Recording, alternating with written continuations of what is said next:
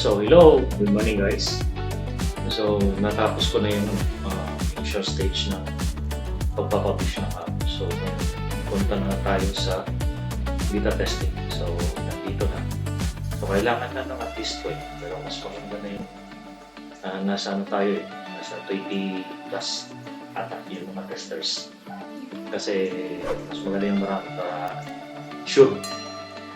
So, punta na tayo sa test and release para matingnan natin yung link. So, dito tayo sa post testing. Medyo nagtulog pa siya.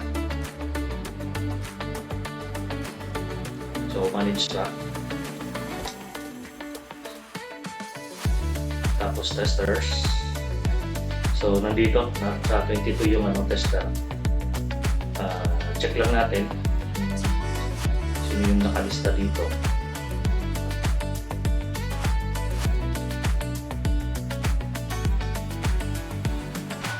So, nandito yung mga less than testers kung nandiyan kayo. So, maganda kasi parang may nakuha kong tatlo.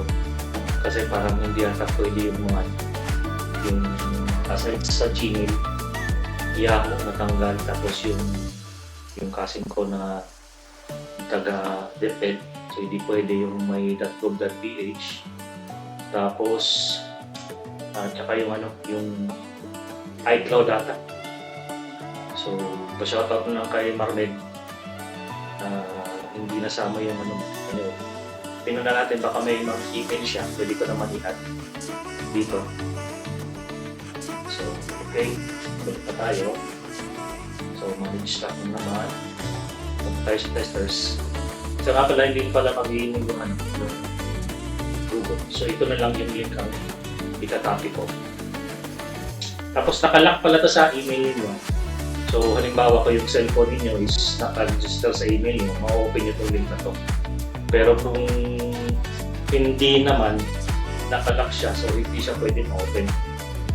So ako, meron naman akong email na iba, dalawang email ko. So, na-copy ko na yun, i-paste ko itong link. So, tingnan natin yan sa Google Play as Google. So, nandito na. Pwede ko na ito i-install. So, punta na ako ng punta ko na sa cellphone ko. At doon ipapakita ang pag-install na si Samsung Simulator. Welcome back. So, okay. So, na-send ko na pala sa FB yung link. So, titingnan natin para ma-install natin yung app. So, ito ba yung Facebook ko? Okay, ito. Copy nyo lang to. Copy. Tapos, punta tayo sa web browser ng Google. Dapat naka-register yung phone nyo sa Google. Anyway, pag mag-open naman kayo ng account, kung gagamitin yung link is from yung ginagamit nyo is from Google na email. So, posible yan. So, dito lang, Google search, paste nyo lang. So, nandito na. So, CE. Ayan na. So, install natin to.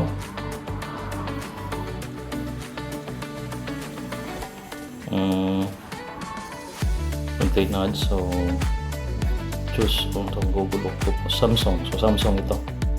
Yung So, install natin sa Samsung.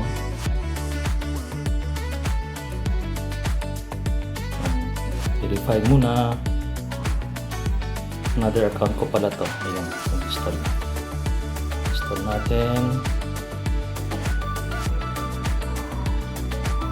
Dali lang to, nasa 24 MB.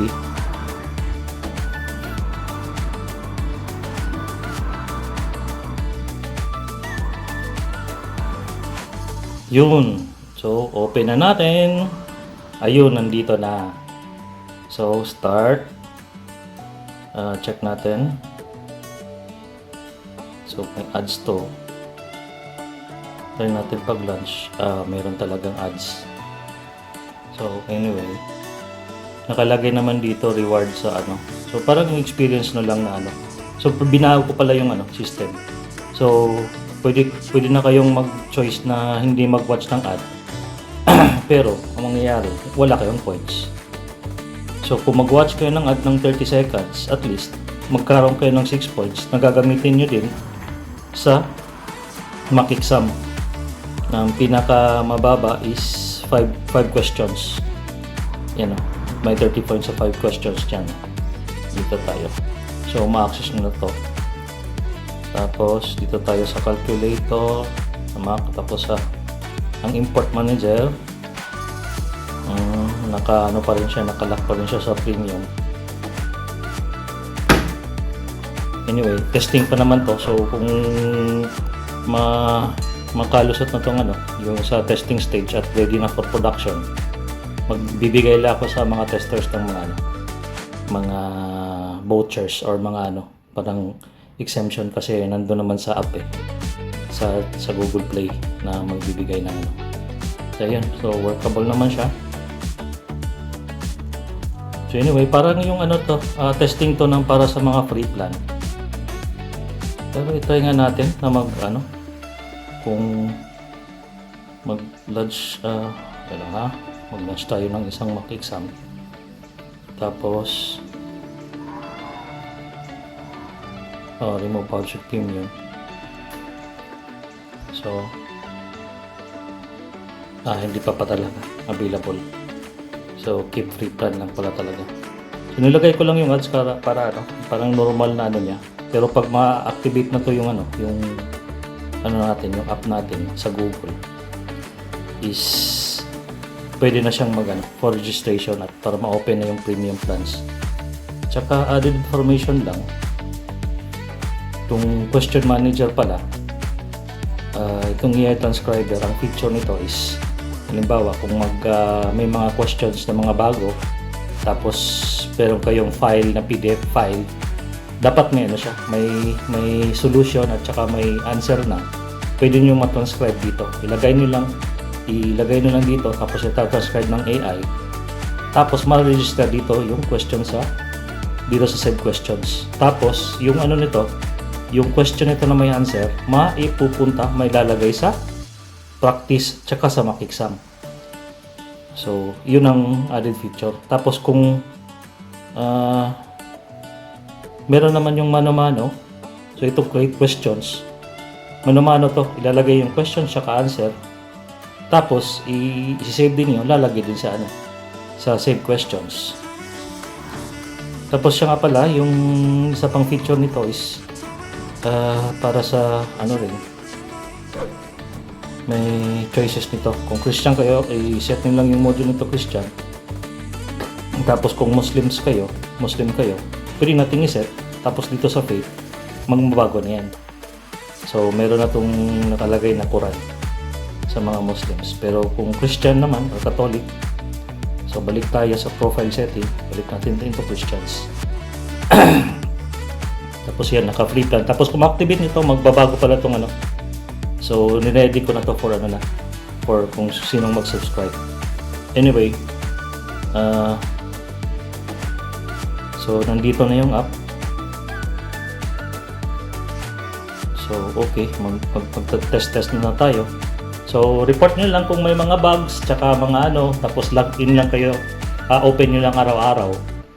Kahit kahit lang mag-answer lang kayo sa mga students, sa mga civil engineering aspirants sa magte-take ng board exam, o kung may nag-review ba sa mga students. So, check nyo lang, mag-answer lang kayo ng at least mga siguro 3.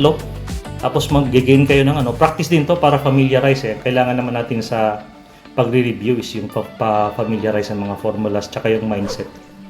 Tapos kung gusto niyo ng time pressure, o pwede na kayong mag-exam. So okay, yun lang. So na-install ko na yung app. So para lang to muna sa mga testers. So okay, so yun lang. Salamat. Bye-bye.